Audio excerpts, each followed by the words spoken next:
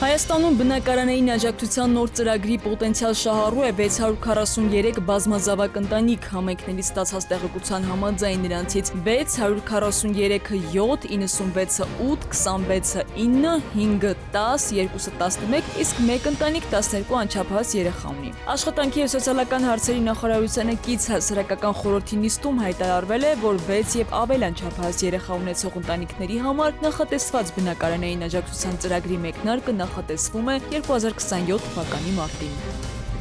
Երևանում 17 անձ բերման է ենթարկվել ապօրինի կայանատեղիների միջոցով գումար շորթելու կասկածանքով։ Քաղաքապետարանի աշխատակիցներն ու իրավապահները համատեղ հսկողական միջոցառում են իրականացրել և 17 մարդու տեղափոխել համայնքային ոստիկանության կենտրոնական բաժին։ Նրանցից 10-ը կասկածվում է օրենսդրությամբ սահմանված պահանջների խախտմամբ վճարովի ավտոկայանատեղի կազմակերպելու, 7-ը այլ անձանցից ապօրինի գումար պահանջելու կամ շորթելու համար։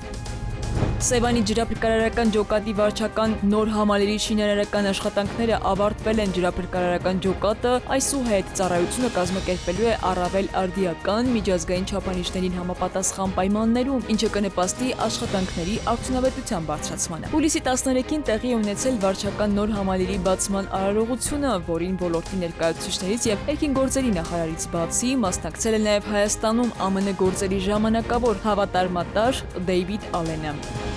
Բնապահպանության և ընդերքի տեսչական մարմնի աշխատակիցները հունիսի 22-ից մինչև հուլիսի 10 ընկած ժամանակահատվածում մայրաքաղաքում և մարզերում իրականացված ստուգայցերի ընթացքում մթնոլորտի աղտոտման մի շարք իրավախախտումներ են արձանագրել։ Դրանք հիմնականում վերաբերել են հողի բերրի շերտի ապօրինի տեղափոխմանը, շինարարական աղբի փոխադրմանը, շինհրապարակներում պահանջվող նորմերի պահանջների անտեսմանն ու փոշեպատման անթափանց ծածկոցների չկիրառմանը։ Իրավախախտման 45 դեպքով նշանակվել են վարչական տուգանքներ ընդհանուր 3 միլիոն 150 հազար դրամի չափով։